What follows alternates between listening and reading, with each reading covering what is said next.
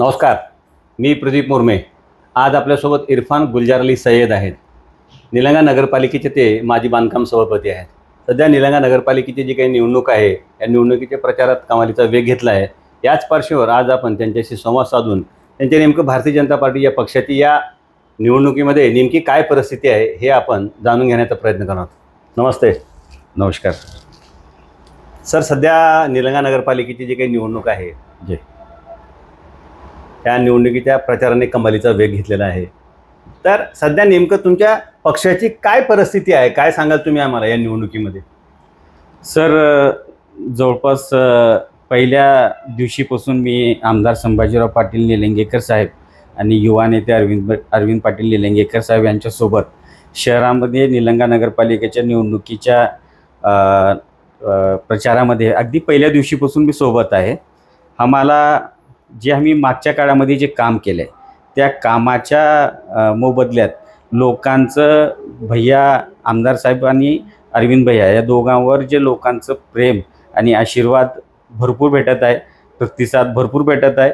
आणि मला पूर्ण खात्री आहे की येणाऱ्या 20 तारखेला लोक निलंगा शहरातील जे मतदार आहेत ते आम्हाला भरभरून आशीर्वाद देतील आणि आमचे 23 नगरसेवक आणि आमचे नगराध्यक्षपदाचे उमेदवार संजय राज हलगरकर यांना बहुमताने निवडून देतील. सर, मागील जी काही तुमची पालिकेमध्ये सत्ता होती आणि त्यावेळेस आपण बांधकाम सभापती म्हणून जवळपास 3 वर्ष काम केलं. आणि तुम्ही तर असं म्हणता की आम्ही मोठ्या प्रमाणात विकास केला, निलंगा शहरामध्ये मोठ्या प्रमाणात विकास निधी आणून शहराचा कायापालट केला असा तुम्ही दावा करता. परंतु विरोधक मात्र म्हणतात की तुम्ही काही प्रमाणामध्ये विकास केले. तर नेमकं वस्तुस्थिती काय, किंवा तुम्ही केलेली जी काही ठळक जे काही काम आहेत काय सांगाल तुम्ही आम्हाला शहरामध्ये केलेली विकासाची ठळक कामे? सर, सर्वात मोठं मी एक जे निलंगा शहरात जी पाणी पुरवठा योजना झाली आहे मी त्याबद्दल 1-2 मिनिटात सांगतो. बिलकुल.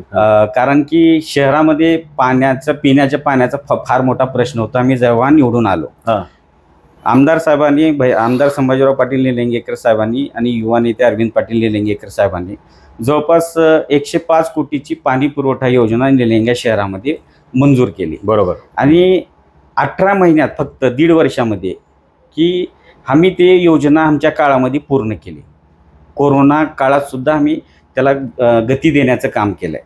आणि आज जे माझ्या आई बहिणी जे शहरामध्ये घागर घेऊन फिरत होते, आज जवळपास 5-6 वर्ष झालं आम्ही की आज मला निलंगा शहरामध्ये एक सुद्धा अशी महिला दाखवा की ज्याच्या डोक्यावर घागर आहे. अरे वा. आज एक दिवसाआड आम्ही शहरातील लोकांना मुबलक पाणी आम्ही देत आहोत. ही सर्वात मोठी आमच्या कार्यकाळातली मोठी उपलब्धी आहे. बरोबर. की एकही महिला कुठं घागर घेऊन शहरामध्ये दिसणार नाही. आणि जर कोणती महिला जर कुठे शहरामध्ये पाण्यासाठी जर घागर घेऊन भटकंती करून फिरत असेल तर मी राजकीय संन्यास घेण्यास तयार आहे. अरे वा. सर, इरफान भाई जी माजी मंत्री आमदार संभाजीराव पाटील निलंगेकर आणि भाजपचे युवा नेते अरविंद पाटील निलंगेकर यांच्या आपण राजकीय पटलावरती अत्यंत निकटवर्ती म्हणून ओळखता. आणि मागील अनेक वर्षापासून आपण संभाजीराव यांच्यासोबत अत्यंत निष्ठेने काम करता. तर संभाजीराव पाटील निलंगेकर यांच्या बाबतीमध्ये असं म्हणलं जातं की सर्व जाती धर्मातील लोकांना सोबत घेऊन जाणारं नेतृत्व म्हणजे संभाजीराव पाटील. तुमचा वैयक्तिक इरफान भाई यांचा नेमका वैयक्तिक काय अनुभव आहे, काय सांगाल तुम्ही आम्हाला? तुम्ही खूप जवळून संभाजीराव पाटील निलंगेकर यांना पाहता, काय सांगाल तुम्ही आम्हाला? ही गोष्ट खरी आहे सर की मी गेल्या 25 वर्ष झालं, म्हणजे 2000 पासून मी आमदार संभाजीराव पाटील निलंगेकर साहेबांच्या सोबत आहे. बरोबर. आणि एक मित्र म्हणून माझं त्यांचं एक मैत्री झाली त्यावेळेसपासून. तिने राजकारणात येण्याच्या आधीपासून मी त्यांच्यासोबत त्यांचं उठणं बसणं आहे. ज्या पद्धतीनं छत्रपती शिवाजी महाराजांनी 18 पगड जातीला घेऊन स्वराज्याची स्थापना केली आणि त्याच पद्धतीनं माननीय आमदार संभाजीराव पाटील निलंगेकर साहेबांनी 18 पगड जातीच्या लोकांना सोबत घेऊन निलंग्यामध्ये आपलं राजकारणाला सुरुवात केली. आणि आज विविध पदावर सगळ्या जाती धर्माच्या लोकांना बसवण्याचं जर काम कोणी केलं असेल तर ते माननीय आमदार संभाजीराव पाटील निलंगेकर साहेबांनी केलं आहे. त्याच्यामुळं आज कुठले जाती धर्माचे लोक असो सगळ्याला सोबत घेऊन चालण्याचं काम त्यांनी केलेलं आहे. विशेषतः मुस्लिम समाजाला आज कित्येक हजारो कार्यकर्ते मुस्लिम समाजाचे आमदार संभाजी पाटील निलंगेकर साहेब असतील किंवा युवा नेते अरविंद पाटील निलंगेकर साहेब असतील, यांच्यावर जीवापाड प्रेम करत आहेत. आणि ह्या निवडणुकीमध्ये नगरपालिकेच्या या ज्या सध्याची निवडणूक चालू आहे त्या निवडणुकीमध्ये मुस्लिम समाजाची जे आपण जर कुठल्या प्रभागामध्ये आपण फिरलं असतं बघितलं असेल की मुस्लिम समाजाचं विशेषतः भरघोस असं पाठिंबा मान्य आमदार साहेबांना आणि अरविंद भैयांना भेटत आहे. सर, मुस्लिम समाजासाठी मोठ्या प्रमाणात विकास निधी संभाजीराव पाटील निलंगेकर यांनी दिला असं म्हणतात. काय नेमकं कुठं कुठे विकास निधी दिला मुस्लिम समाजासाठी विशेष करून सांगता येईल तुम्हाला? सर बघा, मुस्लिम समाजाला म्हणजे आमदार साहेबांनी कधी जातीपातीचं राजकारण केलं नाही आणि त्यांनी जेवढं म्हणजे प्रत्येक समाजाला न्याय देण्याचं काम केलेलं आहे. मुस्लिम समाजाला विशेषतः सांगतो सर की इथं 2 धार्मिक स्थळे आहेत. हां, बरोबर. एक दर्गा पीरपाशा कादरी आणि दुसरं एक दर्गा दादा पीर. पीरपाशा दर्ग्याला जवळपास भैयांनी 3.5 ते 4 कोटी रुपये देण्याचं काम केलेलं आहे. एक सभागृह दिलेलं आहे आणि तिथं जे सुशोभीकरण, पहिलं एवढं म्हणजे तिथं घाणीचं साम्राज्य होतं, पण आज तिथं तुम्ही गेल्याच्या नंतर मन प्रसन्न होतं, तिथं बसू वाटतंय, तिथं म्हणजे एवढं चांगलं तिथलं सगळं सुशोभीकरण केलेलं आहे. आणि ते माननीय आमदार संभाजी पाटील निलंगेकर साहेबांनी केलेलं आहे. जवळपास तिथं 3.5-4 कोटी रुपये निधी खर्च केलेला आहे. त्यानंतर दादापीर दर्ग्यामध्ये जवळपास 1.5 ते 2 कोटी रुपये दादापीर दर्ग्यामध्ये खर्च केलेला आहे. आणि परवा भैयांनी पर्यटन जे शासनाची एक योजना आहे पर्यटन म्हणून, त्या ह्याच्यामध्ये भैयांचं परवा मुस्लिम समाजाला स्वतःहून भैयाने एक शब्द दिलेले आहे की दर्गा दादापीर हे पर्यटनच्या यादीमध्ये आपण DPTCच्या मीटिंगमध्ये पर्यटन क्षेत्र म्हणून आपण घालणार आहोत. तर ते पर्यटन क्षेत्राच्या माध्यमातून अजून दादापीर दर्गाला भरपूर निधी यापुढे भविष्यात आपल्याला निलंगा शहरामध्ये दादापीर दर्गाला ह्या धार्मिक स्थळाला भेटणार आहे भैयाच्या माध्यमातून. आणि तसंच मुस्लिम समाजाच्या आपलं जे ईदगाह मैदान आहे जिथं आम्ही ईदची नमाज पढतो, तिथं पाठीमागे खुली जागा होती. तर भैयाकडं मुस्लिम समाजाने येऊन मागणी केली नव्हती, पण भैयाचं जे विजन आहे, दूरदृष्टी आहे, भैयांनी विचार केले की बाबा मुस्लिम समाजाला इथं शहरामध्ये शादीखान्याची गैरसोय होत आहे आणि इथे शादीखाना व्हायला पाहिजे, म्हणून भैयांनी स्वतः तिथं जवळपास मुस्लिम समाजाला 2 सभागृह, एक महिलांसाठी आणि एक पुरुषांसाठी, असं 2 सभागृह तिथं ईदगाह मैदानावर 3 कोटी रुपये खर्च करून जवळपास मुस्लिम समाजाला दिलेलं आहे. मागणी न करता सर कोणीच मुस्लिम समाजाच्या प्रतिनिधी किंवा शिष्टमंडळाने येऊन मागणी सुद्धा केली नव्हती, पण भैयांची दूरदृष्टी त्याच्यामुळं त्यांनी तिथं ईदगाह मैदान येथे 2 सभागृह शादीखाने देण्याचं काम ह्या आमदार संभाजी पाटील निलंगेकरांनी केलेलं आहे. आणि तसंच सर प्रत्येक प्रभागामध्ये, कुठल्याही प्रभागामध्ये जावा, ठीक आहे, जवळपास मला असं वाटतं की जवळपास कामं भरपूर म्हणजे रस्ते असतील किंवा ड्रेनेजचं काम असेल, भरपूर कामं भैयाच्या मार्फत प्रत्येक प्रभागामध्ये झालेलं आहे. विशेषतः मुस्लिम समाजाचे जे भाग आहेत त्यासुद्धा भागामध्ये झालेला आहे. आणि आज आता अंडरग्राऊंड ड्रेनेज ही योजना सर मला विशेषतः सांगावं वाटतंय की ही योजना भैयांनी 100-125 कोटीची योजना आपल्या निलंगा शहरामध्ये मंजूर केलेली आहे. या योजनेचं काम शहरामध्ये कुठल्या भागामध्ये प्रगतीपथावर आहे आणि काम चालू आहे. आता पुन्हा अजून काही दिवसात मला वाटतं की या 6 महिन्याच्या आत हे पूर्ण अंडरग्राऊंड ड्रेनेज जे भूमिगत गटारी म्हणतात, हे गटारीचं पूर्ण काम होईल. आणि मला असं वाटतं की क वर्गाची नगरपालिका हे मराठवाड्यातली पहिली नगरपालिका असेल की जिथं भूमिगत गटारीचं अंडरग्राऊंड ड्रेनेजचं काम योजना मंजूर होऊन काम चालू झालेलं आहे. इरफान भाई, जर विकास झाला असेल, म्हणजे विरोधक सध्या तर बघितलं आपण भैयांनी विकास केला नाही ओरडतात, काय नेमकं वस्तुस्थिती काय मग नेमकं?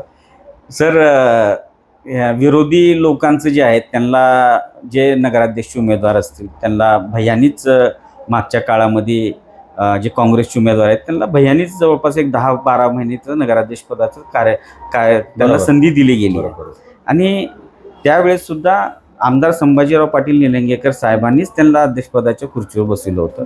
आणि आज ते की बाबा काय निधी काम झाले नाही, हे झालं नाही, शहरामध्ये आज जे बी काही चांगले कामं दिसत आहेत ही कोणी केले? मला सांगा, डॉक्टर बाबासाहेब आंबेडकरांचं जे पूर्णाकृती पुतळा आहे हे मान्य आमदार संभाजी पाटील निलंगेकर साहेबाच्या माध्यमातून झालेलं आहे. डॉक्टर शिवाजीराव पाटील निलंगेकर जे सभागृह आहे, जे टाउन हॉल आहे, मला एवढं ऐतिहासिक, एवढी चांगली, एवढी सुंदर बिल्डिंग बांधलेली आहे, कोणी केलं? आमदार संभाजीराव पाटील निलंगेकर साहेबांनी केले. आणि कितीही कुठेही जावा तुम्ही, जिथं जे काय करता येईल, जे निलंग्यात जे करता येईल त्याने भैयांनी केलेलं आहे. आता ही जे आरोप, ह्यांच्याकडे दुसरे काही मुद्दे नाहीत, त्याच्यामुळं ह्यांनी की बाबा विकास झाला नाही, हे झालं नाही. भरपूर निधी मागच्या या 8-9 वर्षामध्ये मान्य आमदार संभाजीराव पाटील निलंगेकर आणि युवा नेते अरविंद पाटील निलंगेकरांनी या शहरासाठी आणलेलं आहे. लोकांना माहीत आहे की ह्या 8-9 वर्षामध्ये या दोन्ही नेत्यांनी किती निधी आणलाय, किती खर्च केले, किती काम केले, हे सगळे लोकांना माहीत आहे. मला विश्वास आहे की निलंग्याचे सुजाण मतदार ह्या विरोधी लोकांच्या आमिषाला बळी पडणार नाहीत. आणि येणाऱ्या 20 तारखेला पुन्हा एकदा 23च्या 23 आमचे नगरसेवक आणि नगराध्यक्षपदाचे उमेदवार जे आमचे संजयराज हलगरकर आहेत, यांना भरघोस मतानं निवडून देतील आणि आपला आशीर्वाद देतील. सर, आपण सकाळपासून संध्याकाळपर्यंत संभाजीराव पाटील निलंगेकर आणि युवा नेते अरविंद पाटील निलंगेकर यांच्यासोबत प्रचारामध्ये आहात. नेमकं मतदारांचा प्रतिसाद कसा आहे, काय सांगाल तुम्ही? सर, मी अगदी पहिल्या दिवशीपासून मी अरविंद भैया असतील किंवा संभाजी भैया असतील, मी ह्यांच्यासोबत प्रत्येक प्रभागामध्ये मीच त्यांच्यासोबत प्रचारात आहे. पदयात्रा असो किंवा कॉर्नर बैठका असो किंवा जे काय रॅली असो, काही असो, प्रभागामध्ये लोकांचं प्रचंड प्रतिसाद हे भारतीय जनता पार्टीला देत आहेत. लोक आमदार संभाजीराव पाटलांना देत आहेत. त्यामुळं मला विश्वास आहे की निलंगा शहरातील प्रत्येक जाती धर्माचे लोक हे आपल्याला येणाऱ्या 20 तारखेला मान्य आमदार संभाजीराव पाटील निलंगेकर हे आपले आशीर्वाद देतील आणि आमचे नगराध्यक्षाचे जे उमेदवार आहेत हे पुन्हा एकदा आमची तिथं भारतीय जनता पार्टीचा झेंडा नगरपालिकेवर फडकणार. भाजपचे जे काही नगराध्यक्षपदाचे उमेदवार आहेत श्री संजय हलगरकर, यांच्याबद्दल तुम्ही काय सांगाल? सर, मान्य आमदार संभाजीराव पाटील निलंगेकर साहेबांनी जे नगरपालिकेच्या निवडणुकीला जे उमेदवार निवडले आहे, ती एक कसल्याच प्रकारची म्हणजे एक निर्व्यसनी आणि स्वच्छ प्रतिमेचं आणि एक शांत स्वभावाचं आणि एक चांगल्या पद्धतीचं एक व्यक्ती त्यांनी निवडलेलं आहे भैयांनी. आणि म्हणजे त्या माणसावर कुठलंच कलंक नाही. ते म्हणजे स्वच्छ प्रतिमेचे व्यक्ती आहेत ती आणि फार चांगले स्वभावाचे आहेत. मी त्यांना फार वर्षापासून ओळखतो आणि त्या बिलकुल भैयांनी जे एक चांगल्या एक व्यक्तीला न्याय देण्याचा प्रयत्न केलेला आहे. सर, राजकारणामध्ये म्हणा, विशेष करून निवडणुकीमध्ये काही नेत्यांच्या जे काही सभा असतात, सभा झाल्यानंतर वातावरण पूर्णपणे बदलून जातं असं म्हणतात. कालच आपल्या पक्षाचे ज्येष्ठ नेते महसूल मंत्री नामदार चंद्रशेखरजी बावनकुळे यांची एक सभा झाली शहरामध्ये. तर त्या सभेकडे एक भाजपचे पदाधिकारी म्हणून तुम्ही कसे पाहता, काय सांगाल? काय फायदा होईल त्या सभेचा तुम्हाला नेमकं? सर, अवघ्या 2-3 दिवसावरती निवडणूक आलेली आहे. सर, निश्चित निवडणुकीच्या 2-3 दिवस आधी मान्य बावनकुळे साहेबांची जी सभा निलंग्या शहरात झाली, त्यामुळे निलंग्याच्या म्हणजे भारतीय जनता पार्टीचे जे प्रचाराची जे हे होती एक उंचीवर गेलेली आहे त्या सभेमुळं. आणि माननीय बावनकुळे साहेब भाजपाचे एक ज्येष्ठ नेते, महाराष्ट्रातले एक ज्येष्ठ नेते, माजी प्रदेशाध्यक्ष आणि सध्याचे कर्तव्याध्यक्ष मुख्य महसूल मंत्री आहेत. त्यामुळं की त्यांनी मला सांगावंसं वाटतं सर की आत्तापर्यंत जेवढे महसूल मंत्री महाराष्ट्रात झाले आहेत आणि आजच्या घडीला जे महसूल मंत्री बावनकुळे साहेब आहेत, त्यांच्या मागचं या जेवढे महसूल मंत्री झाले आहेत त्यांचं कार्यकाळ आणि मला असं वाटतं की माझे व्यक्तिगत ही आहे की हे 1 वर्षाचं जे कार्यकाळ आहे बावनकुळे साहेबाचं, त्यांनी ज्या पद्धतीने निर्णय घेतलेले आहेत महसूल खात्याचे, विशेषतः सर्वसामान्य माणसाला त्याचं उपयोग कसं होईल, त्यांचे जे गुंठेवारीचा विषय असेल, तुकडेबंदीचा विषय असेल, जी प्रक्रिया होती यांनी करण्याची जी प्रक्रिया, किचकट प्रक्रिया होती, त्याच्यामध्ये त्यांनी पारदर्शकता आणून त्याच्यामध्ये एकदम सरळता आणली आहे. त्याच्यामध्ये असे भरपूर निर्णय जे 1 वर्षामध्ये बावनकुळे साहेबांनी घेतले. निश्चित त्या सर्वसामान्य लोकांना निलंगा शहरामध्ये असे कित्येक प्रभागामध्ये असे विषय आहेत की त्यांना कित्येक लोकांना ह्या बावनकुळे साहेबांच्या निर्णयामुळे निश्चित त्यांना फायदा होईल. आणि बावनकुळे साहेबांनी बिलकुल जी सभा काल घेतली आहे त्या सभेमुळं भारतीय जनता पार्टीचं विजय निलंगा शहरामध्ये निश्चित आहे. आणि आमचे जे उमेदवार आहेत संजयराज हलगरकर, हे निश्चित या सभेमुळं आणि 23च्या 23 नगरसेवक आमचे हे निवडून येतील. या मुलाखतीच्या माध्यमातून माजी बांधकाम सभापती इरफानभाई सय्यद नेमकं मतदारांना काय आवाहन करतील, कारण अवघ्या 2 ते 3 दिवसावर मतदान आहे? सर, माझ्या शहरातील सगळ्या सुजाण मतदारांना आव्हान आहे की विरोधी पक्षांकडे काही विजन नाही, ते निधी आणू शकणार नाहीत, कारण की केंद्रामध्ये महाराष्ट्रामध्ये हे भारतीय जनता पार्टीची सत्ता आहे आणि आपल्या लातूर जिल्ह्याला पालकमंत्री हे भारतीय जनता पार्टीचे आहेत आणि इथले स्थानिक आमदार संभाजीराव पाटील निलंगेकर साहेब आहेत. ही एक साखळी आहे सर. बरोबर. आणि ही साखळी आहे आणि जर आपल्याला निधी आणायचा असेल तर एक साखळीच्या माध्यमातून पैसा येत आहे. जर ही साखळी जर तुटली तर निधी येणार नाही. बरोबर बरोबर. आणि हे त्याच्यामुळं माझं सगळ्या निलंगा शहरातले सगळ्या मतदारांना आव्हान आहे की आपण पुन्हा एकदा विश्वास ठेवून मान्य आमदार संभाजीराव पाटील निलंगेकर साहेब यांच्या हातात पुन्हा नगरपालिका द्यावं. विशेषतः माझं आव्हान आहे मुस्लिम समाजाला की कुठल्याही जाती धर्मा ह्या गोष्टीला बळी न पडता मागच्या वेळेस ज्या पद्धतीनं आपण भारतीय जनता पार्टीच्या हातात मुस्लिम समाजाने विशेषतः जे सत्ता दिली होती नगरपालिकेमध्ये, ह्यावेळेससुद्धा कुठल्याच ह्याला बळी न पडता की पुन्हा एकदा आपण जर निलंगा शहराला खरंच जर आपल्याला विकासावर न्यायचं आहे आणि निलंगा शहराला एक वेगळं शहर म्हणून जर आपल्याला जिल्ह्यामध्ये ओळख निर्माण करून द्यायची असेल तर मुस्लिम समाजाने पुन्हा एकदा भारतीय जनता पक्षाच्या सोबत राहावं आणि येणाऱ्या 20 तारखेला भारतीय जनता पार्टीचे जेवढे उमेदवार 23च्या 23 उमेदवार आणि नगराध्यक्षचे जे उमेदवार आहेत त्यांना निवडून द्यावं ही मी आवाहन करतो. धन्यवाद सर, तुम्ही आम्हाला वेळ दिलात, आमच्याशी संवाद साधला त्याबद्दल आपले खूप खूप धन्यवाद. धन्यवाद सर. धन्यवाद.